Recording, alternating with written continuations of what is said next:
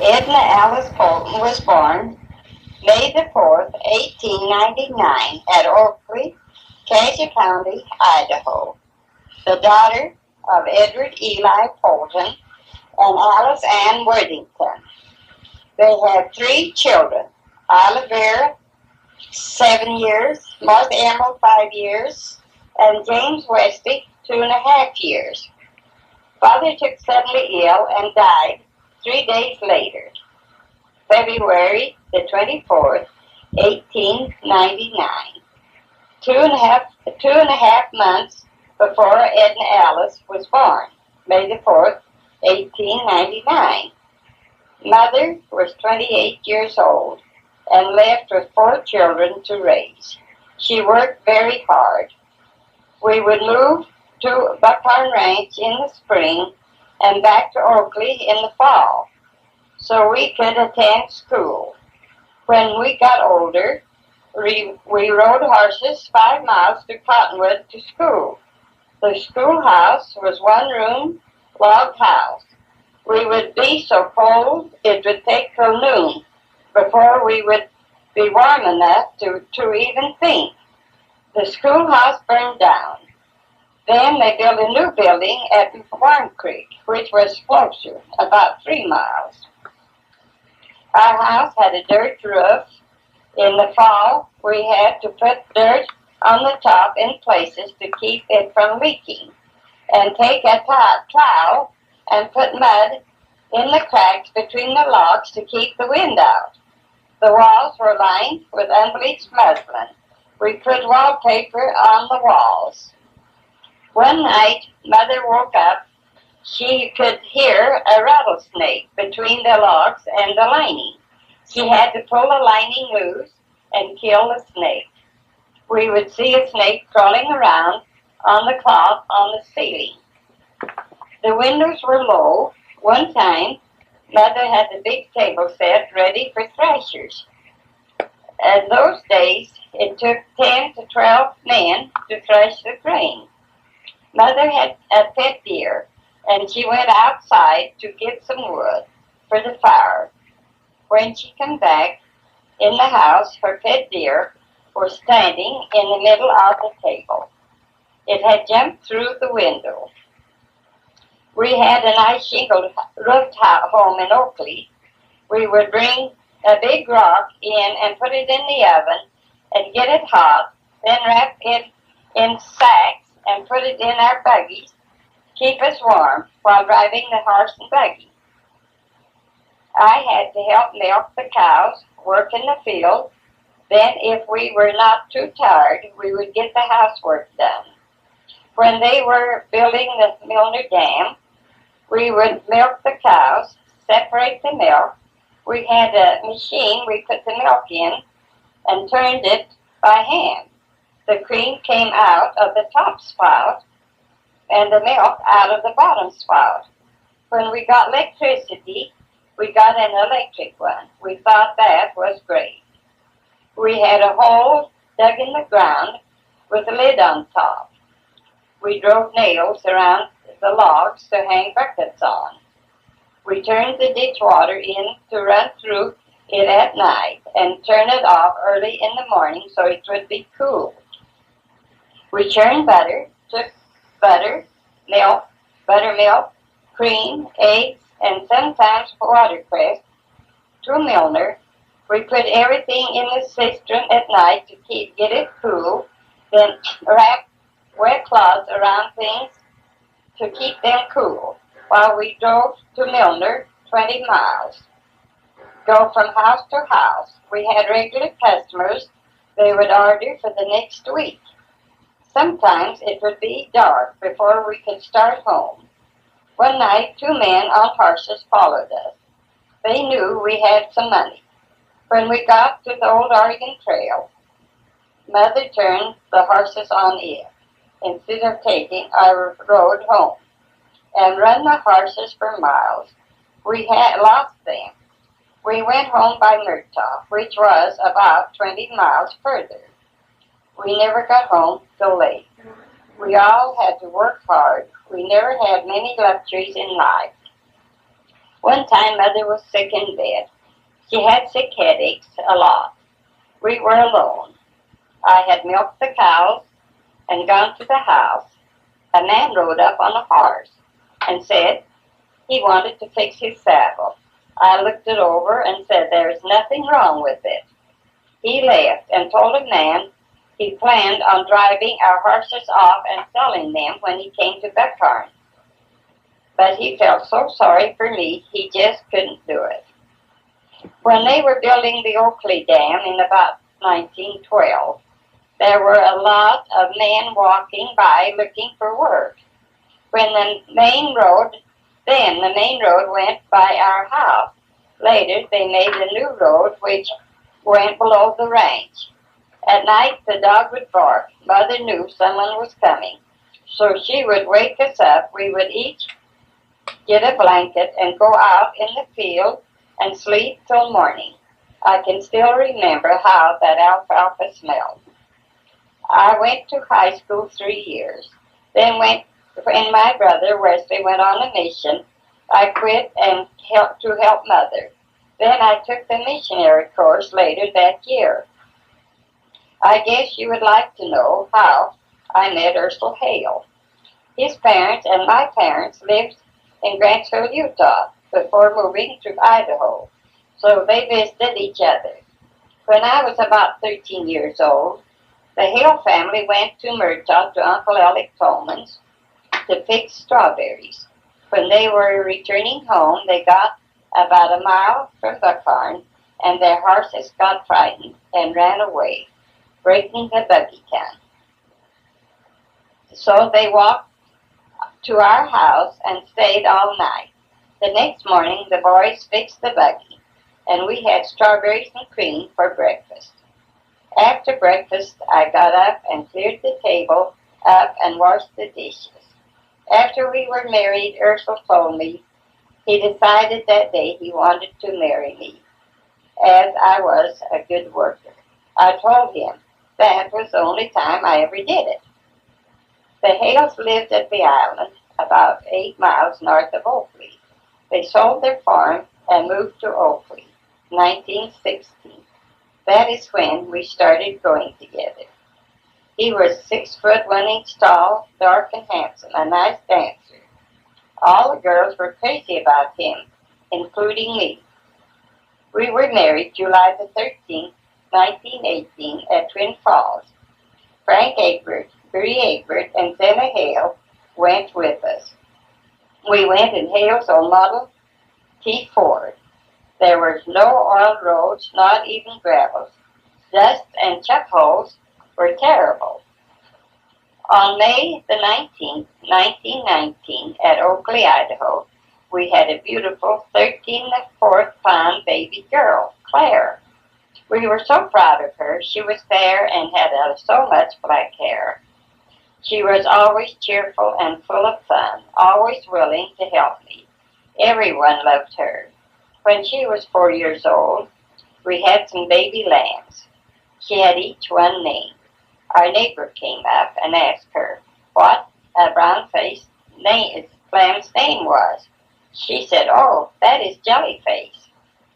When she was 5 years old, I was sweeping the floor. She was running through my dirt. I said, "Claire, what did you do that for?" She said, "Well, it is my birthday, isn't it?" When Claire was a year and a half old, we took her to the Logan Temple and had her sealed to us for time and all eternity.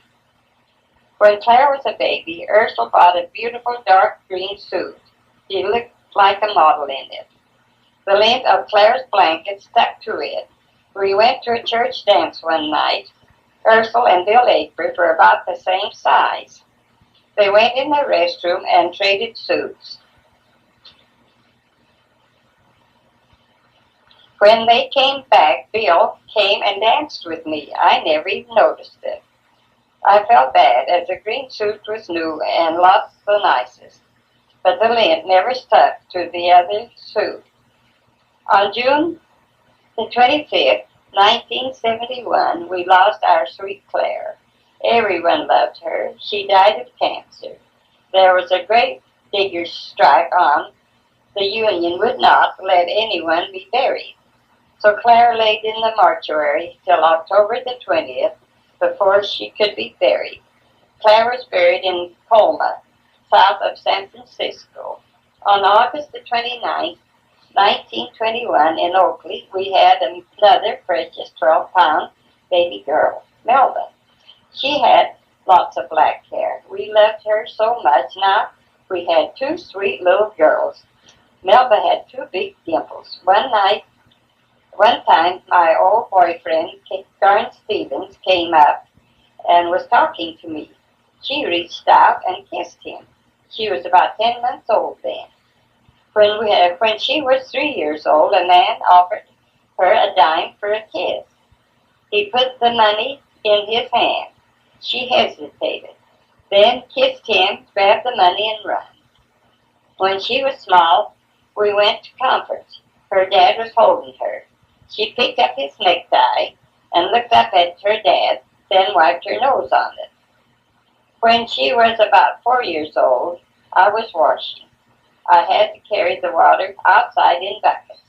I took a bucket out, and when I came back, the water was running all over the floor. I said, Melba, I told you to watch it. She said, Mother, I am watching it. When the old steam trash machines would come down the street, all the kids would run to see it. My kids went down to the corner to see it. They blew the whistle. Melba was so frightened, white, and she came running home white, crying and shaking like a leaf. One time she was riding a pony. When she got by some men working on the road, they were eating their lunch. The pony jumped sideways, and off went Melba. She was so embarrassed. She was 15 years old. When she got married, her dad said, what will we do without Melba? We always depended on her opinion so much. On October the 16th, 1923, we had another precious 11-pound baby girl at Twin Falls, Velma. She, too, had lots of dark hair. She was so good-natured. When she was small, everyone loved her. When she was 4 years old, Ursel got pneumonia. He was very bad. Then Jack and Velma got pneumonia. She was bad. President Harper came and gave her a blessing. He blessed her that she might live due to her wonderful disposition. She was so wonderful to me before the twins were born. Took over the work without me even asking her. She married when they were 3 months old. I felt like the props had gone out from under me. Of course, I still had Leela, Al, and Zeb. Leela helped fine. Velma and Don has been so wonderful to me. They took ours and I to Mexico. They took me to Spokane, Washington, to the World's Fair, to Mississippi,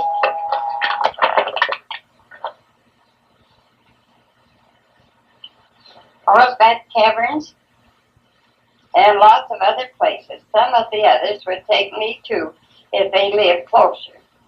They have made my life lots more pleasant.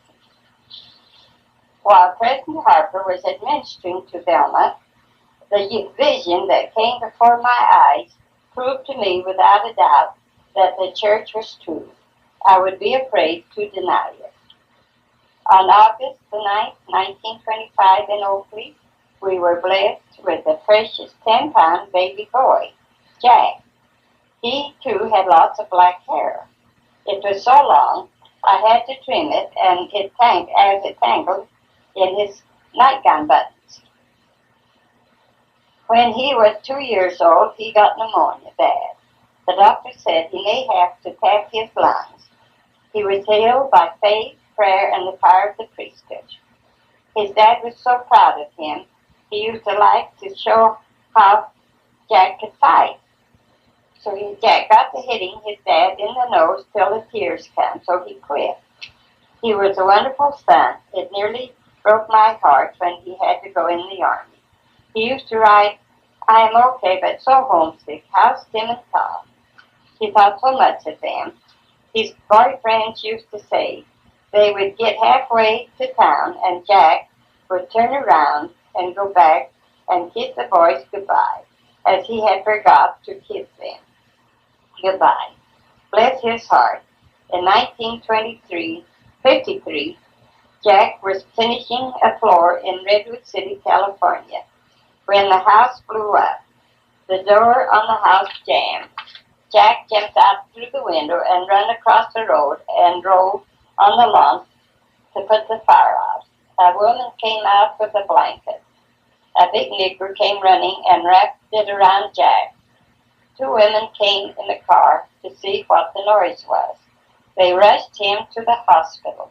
The doctor said that their quick action that helped to save him. The doctor said if he had been a heavy smoker and drinker, he would not have had a chance, as his blood would have been too impure. The man that gave him a blessing said, due to the clean life you have lived, you will be blessed and will be back with your family. He also said, due to the faith of your wonderful mother, you will be healed. On November the 1st, 1927, at Oakley, we were blessed with another precious 9-pound baby girl, Leela. She too had a lot of dark hair. She was so sweet, always squealing when in her jumper. We called her Squeal. When she was 5 years old, she went to her first birthday party. She opened the wrong door and fell down the basement steps. When she was 4 years old, she was in the house alone. She came out crying and said there was a little girl in the house that had come to play with her. In about 2 hours, she came out crying again. Said that little girl had come back again to play with her. We lived 2 miles from anyone. We figured it was our dead spirit that was in our home. It was 3 months before she was born. When Rosetta was 3 years old, she had a pink dress on. Leela said, she looks like that little girl that came to play with me. Leela always loved babies. When I would ask who wanted to rock the baby, she would always say, me. I am so sorry Leela has lived so far away. I have not been able to visit her very much. She was always such a tease when she would hang the twin shoes on the nail or set them on the cold heating stove so they could not get down. They told her when they got big enough, they would take her down. So when she came home, they thought they were big, so they tried it. In April 1929, Ursula got pleural pneumonia. He was very bad. The doctor said he would have to be in Oakley, close to the doctor. We were living at Buckhorn Ranch then.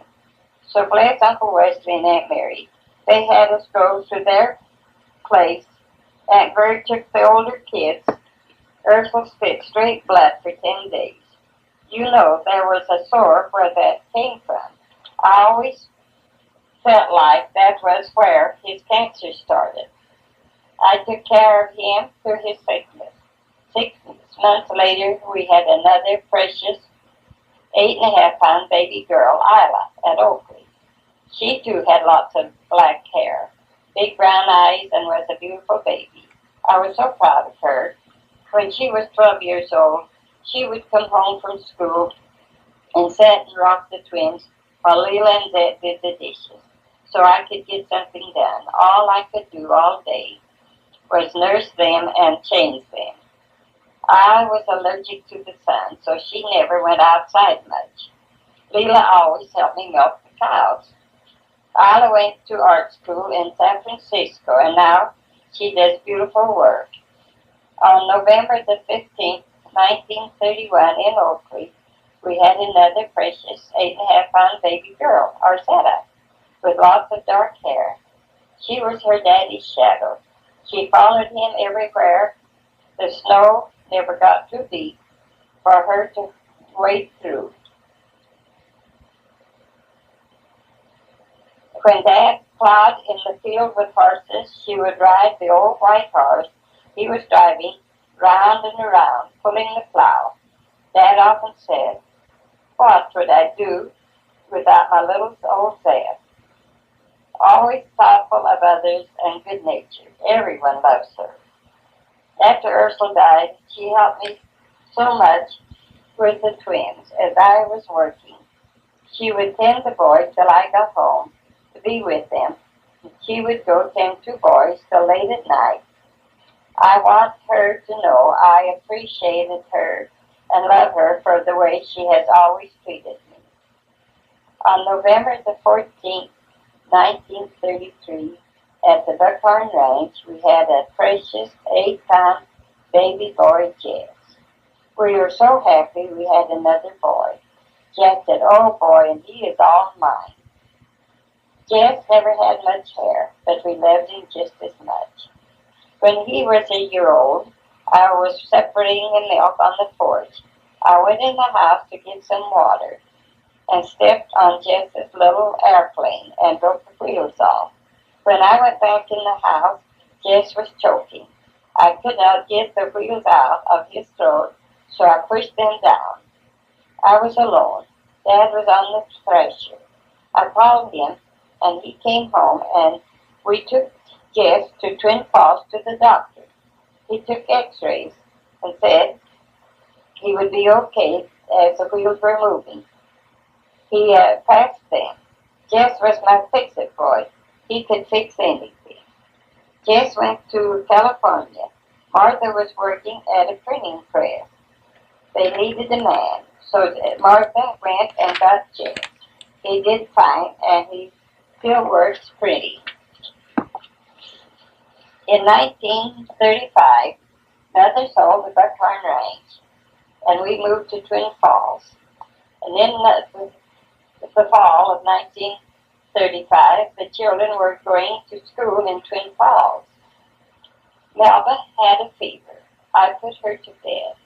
The next morning, Isla had a fever, and I put her to bed.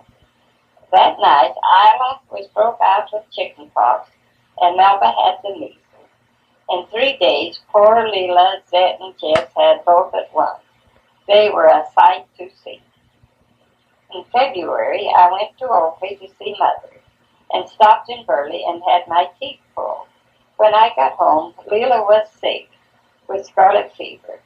In 3 days, all the 7 kids in Lee had scarlet fever. We were all bad.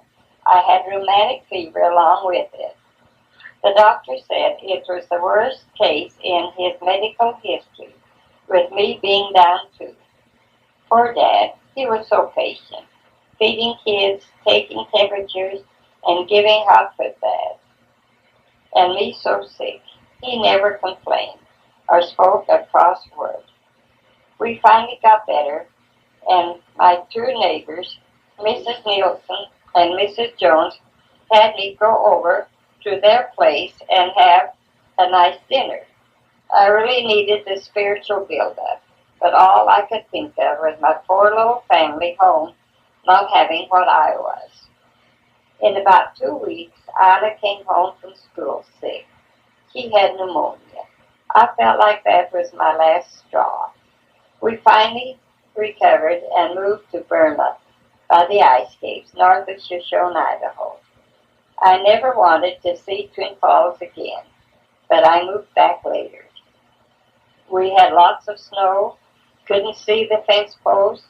We could not use our car from December till April. Our kids rode Shetland ponies to school, 1.5 miles.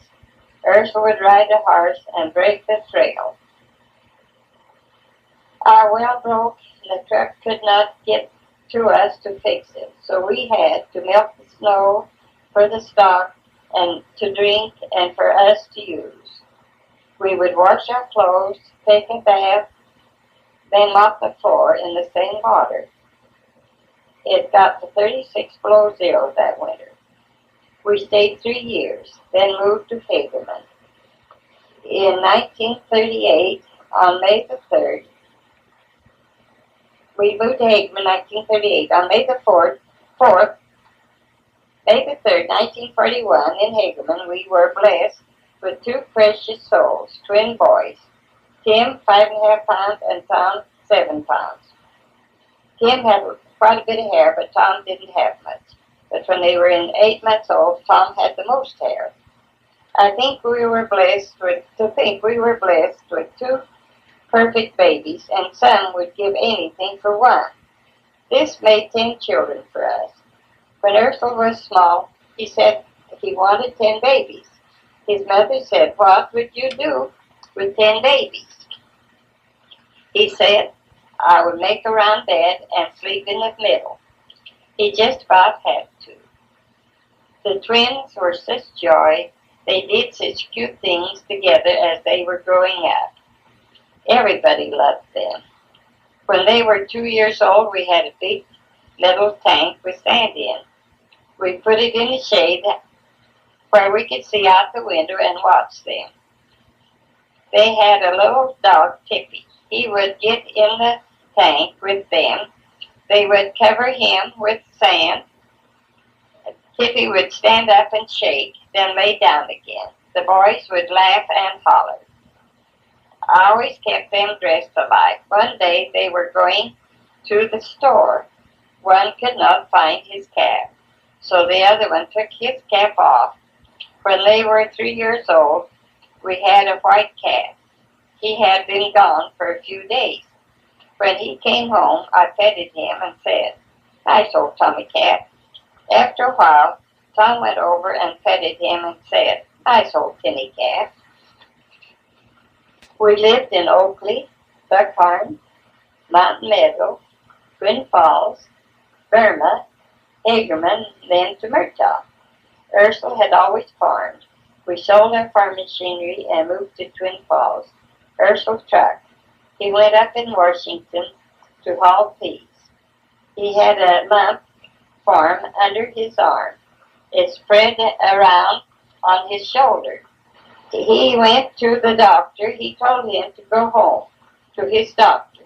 He wrote it hurt till he couldn't sleep at night. He went to the doctor in Twin Falls. He put him right in the hospital and cut into the lump, and it was cancer. This was in September 1946. The doctor said he would just live 6 months, as it was the fast-growing kind. He suffered real bad, simply wept. The only way he could get any relief was by having him administered to. He said, "Mother, I am not imagining it. I can feel a woman's warm hand rubbing me where it hurts so bad." We figured it was his mother's spirit there waiting to take him home. He passed away February the 27th, 1947, and was buried at Oakley. When Bill and Don was in the Army, I had Melba, Larry, Lucy, Bonnie, Velma, Donnie, and Jean come and live with me at 361 3rd Avenue West. Tim and Tom, too. We had 7 under 7 years. Larry was in school. He got the measles. So we had all 7 down at once. Melba, Velma, and I all worked different shifts. Poor Zed, she had her share of babysitting. When the boys were 16, they were going to Burley to work. There were a band of sheep laying in the road.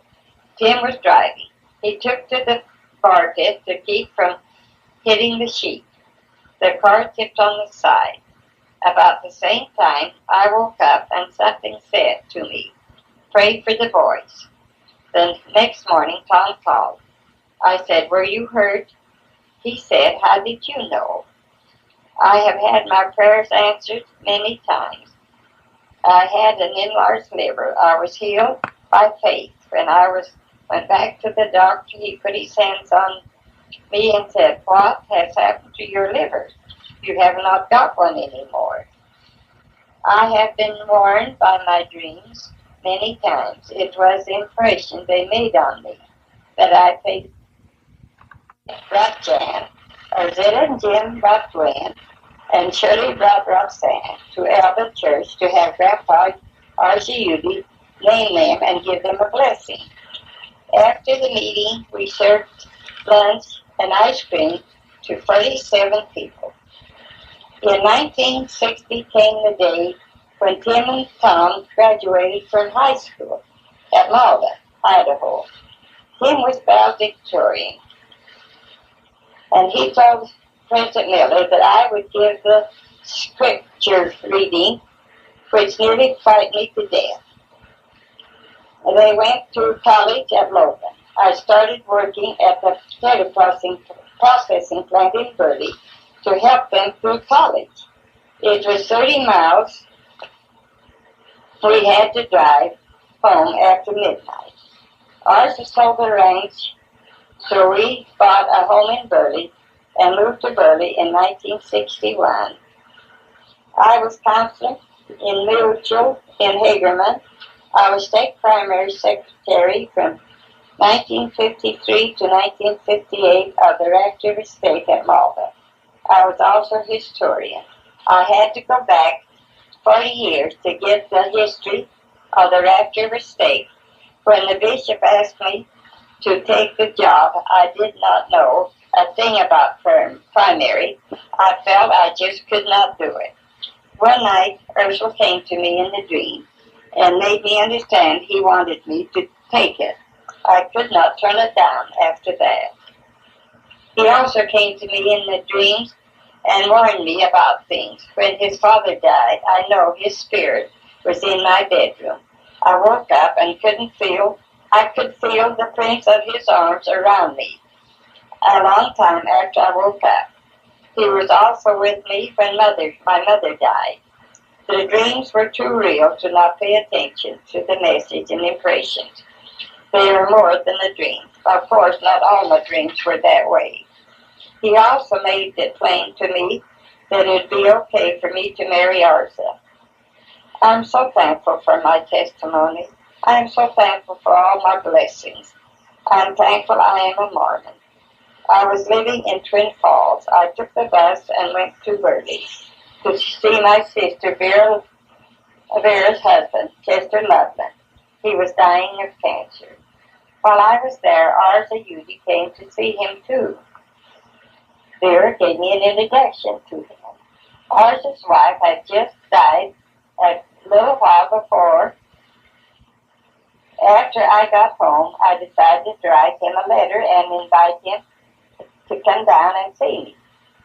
He went with my sister Vera when I was 7 years old, but who would remember a 7-year-old kid? So he came down and told me the first visit I would do. We were married December the 22nd, 1961, in Salt Lake City Temple. He stayed in Twin Falls until May. Then we moved to the ranch. The twins loved it on the ranch. Ours and I took many trips together. Melba, Bill, Jess, and I went to San Diego in March 1952 to Zet and Jim's wedding. They were married March the 10th, 1952. We followed the Highway 101 up the coast to Leland in the upper end of Washington. We stopped at Claire's in South San Francisco. It was a beautiful drive along the ocean and through the redwoods. We went up to Canada with a caravan of cars from Burley. We went with Frank and Zena Egbert in their station wagon. There were Arza and I, Vera Loveland, and Ellen Poulton. We went through the Karsten Temple. Then we went on up to Lake Louise. On the way, we could not find a motel and had to sleep in the car for the night. But we had a lovely trip, came home through Yellowstone. We went on several trips with Don Perkins from Twin Falls. We went to the Los Angeles Temple, Oakland, Magpie, St. George, Provo, Salt Lake, Ogden, Logan, Idaho Falls, and Mesa temples. When we went to Mesa on the bus broke down at Kanab. We had to wait for a bus to come from Twin Falls, Idaho. When we got to Mesa, we were a day late for our motel reservation, so we could not find a motel. And 36 of us had to sleep in the bus for the night.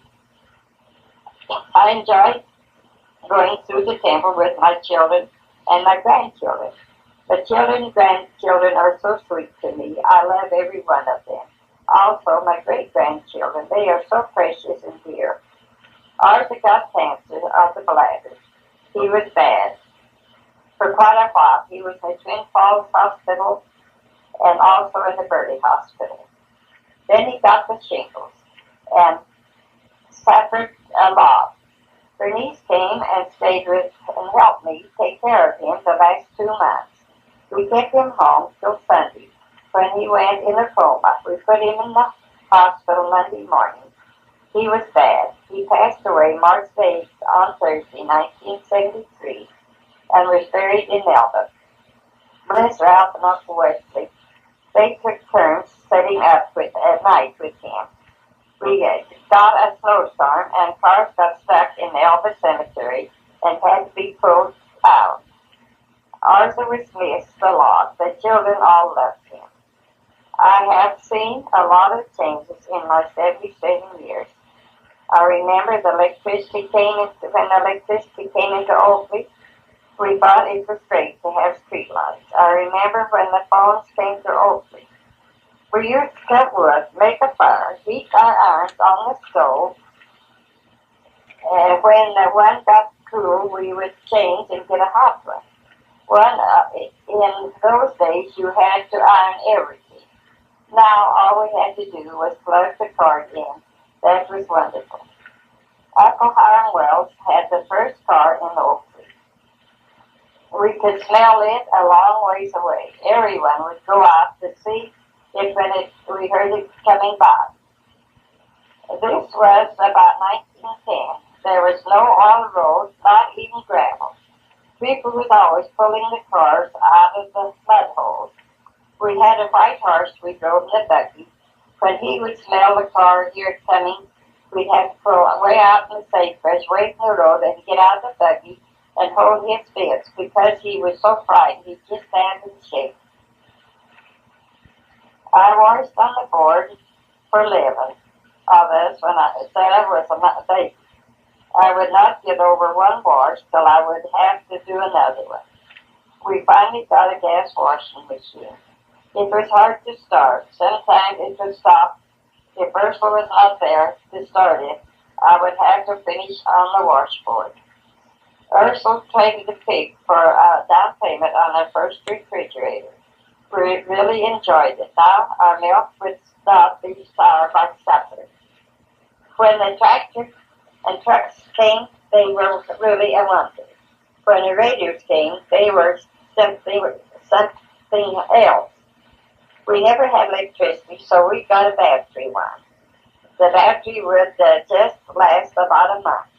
Then we would have to take it to town and have it charged again. Jack would get so excited when he would hear, "Hi-ho, Silver, the Lone Ranger." We saw our first TV in San Diego when Seth and Jim were married in 1952. There has been a lot of changes and wonderful inventions, and there will be a lot more. There's nothing whatever the matter with me. I'm just as healthy as I can be. I have arthritis in both my knees, and when I talk with a wheeze. My pulse is weak and my blood is thin, but I'm awfully well for the shape I'm in. I think my liver is out of whack, and the terrible pain is in my back. My hearing is poor and my sight is dim. Most everything seems to be out of trim. I jump like mad at the drop of a pin, but I'm awfully well for the shape I'm in.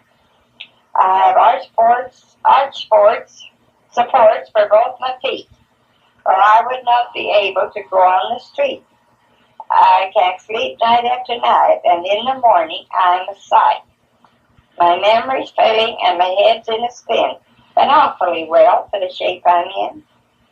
The moral is, as this tale doth tell, it's for you and me who are not so well. It's better to say I'm fine with a grin, or the other guy will tell the shape he's in. And with that, we'll consider the subject closed.